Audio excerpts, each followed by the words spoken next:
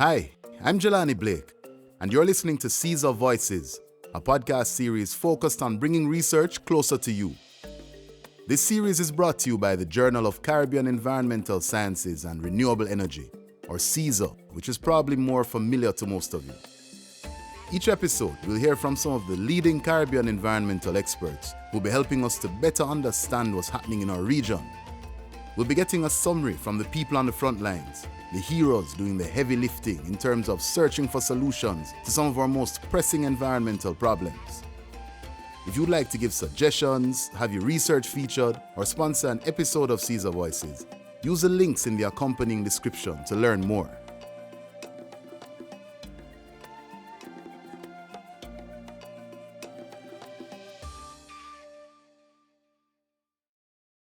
Welcome back. Let's talk about the UN Sustainable Development Goals for a second. We need action from everyone, everywhere. 17 Sustainable Development Goals are our guide. They are a to-do list for people and planet and the blueprint for success. The SDGs are an agenda to balance human prosperity with protecting the planet. Imagine there's no countries. UNICEF Goodwill Ambassador Shakira asked global leaders to imagine a world where we achieve the goals by 2030.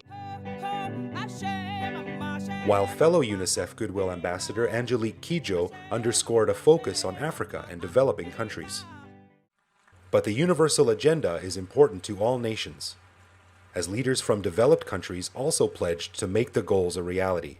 The Sustainable Development Goals are definitely worth shooting for, but they're pretty tough targets, especially for small island developing states like the ones in our region. For us, hitting the mark requires a particularly coordinated approach, and in this episode, we want to talk about what is probably the most fundamental aspect of it.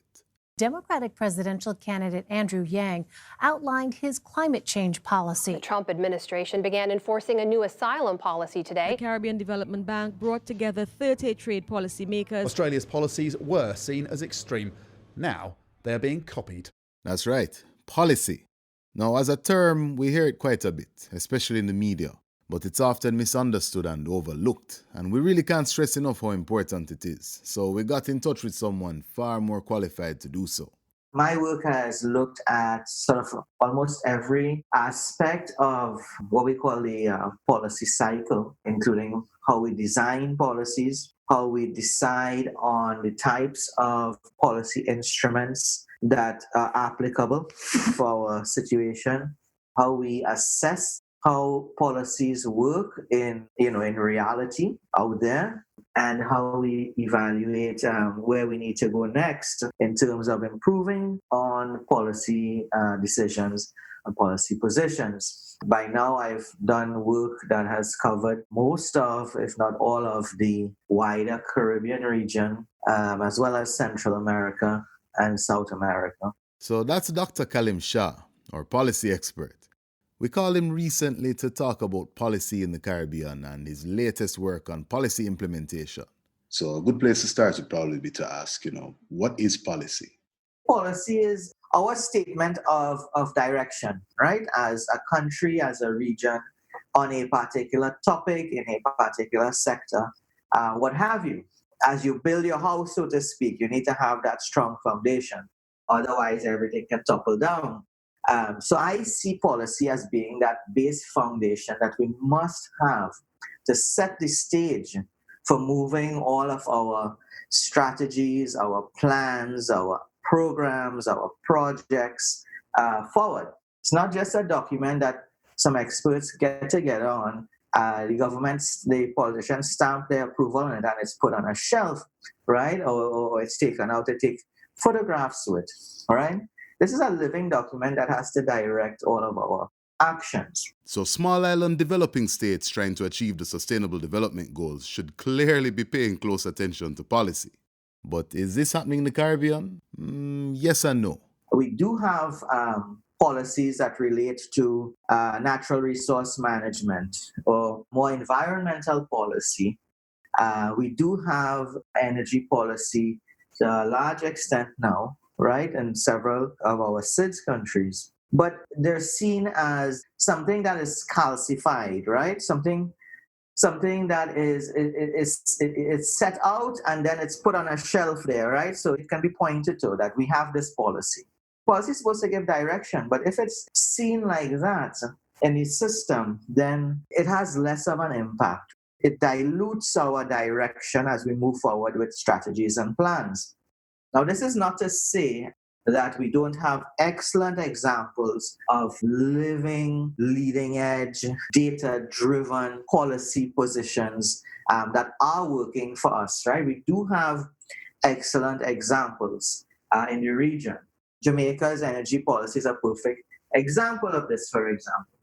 I have just completed work on the National Climate Change Policy, the first ever National Climate Change Policy for Guyana. And this is all going to be very leading edge stuff, models for the rest of the region and for SIDS generally. So we're paying some attention and we're definitely making progress. But there still seems to be a lot of confusion regarding the way policies are meant to function. A good majority of our policymakers fail to understand what is a policy versus what is a plan versus what is a strategy, and where we get programs and projects and actions from. Sometimes you see a national strategy.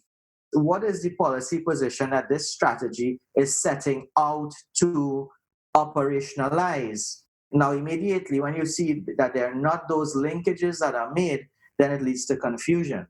Many times, strategies and plans in our SIDS countries mean one and the same. Sometimes there are issues around which one supersedes the other, and that is really one of the issues. We have to have some basic understanding of the hierarchical structure of our governance systems.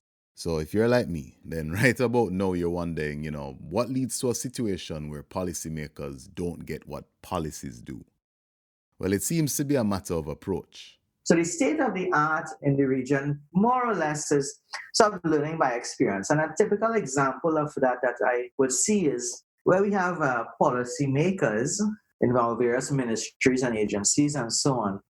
They become policymakers by way of sort of serving the community, being in the governance structure for 15, 20, 25, 30 plus years, right? Public policy as a discipline has evolved to sort of a legitimate interdisciplinary sort of science. There's an art and a science to it, right? So what we need is that science part in the region. We actually need the sort of human resources and the expertise and so on that understands the leading edge literature, the leading edge approaches, tools to make good policy. Very recently, I've spoken to the Caribbean Development Bank and CARICOM about doing this. And I believe that they are starting to have some trainings for many of our senior government folks to marry with the experience and the art of it that they have. Dr. Shah has been working pretty hard over the last maybe 15 years to help SIDS design stronger policies. But recently, he's been taking things even further by looking for ways to make policies work more efficiently. Several high-level government officials, even politicians, often tell me, they ask me what I do. And I say, I do policy, right? And they say, oh, well, we have policies for this and that and the other and so on. But what we fall short on is implementation. So I've started to look a lot more at that, policy implementation. So my latest work looks at that. The two things I'm looking at are the kinds of policy instruments that are efficient and effective. And then are we structuring our institutions and our governance systems in ways that make the implementation more efficient and more effective? Policy instruments are basically the ways in which we operationalize policies, get them to actually influence behavior and produce observable results. So to operationalize your policy, we do that mostly traditionally through legislation. So we have our policy position, we legislate on that position. So we give it force, we give it meaning, and we make it implementable. We also operationalize policy, but a little bit less so in the region, through market-based approaches. Market-based approaches would operationalize policy through things like incentives. So subsidies on more efficient LED and CFL light bulbs or something like that. We also have taxes, which are another market-based instrument. So we tax bad behavior. And then lastly, we have behavioral change, public awareness, and knowledge building types of mechanisms. All of these, contribute to what we call the policy mix. And each one of these types of approaches has an entire literature on how these can be designed to fit context and objectives and so on and so forth. Right? So I am looking at that, at some very specific things within that realm of how sort of we operationalize policy to implement better. If policy instruments are the tools, then the other side of Dr. Shah's latest research examines the forces required to make the best use of them. What are the structures that we have to move our policy objectives forward? Climate change is a good example. In terms of institutional design and structure to implement policy, where does the climate change portfolio mandate lie within your governance structure? For example, we have in some countries, in Suriname and in Guyana, where I was working recently, we have a climate change unit within government that operates directly under the president's office, where it can get some teeth and so on, right? Now that may or may not work in those two countries, as an example, right?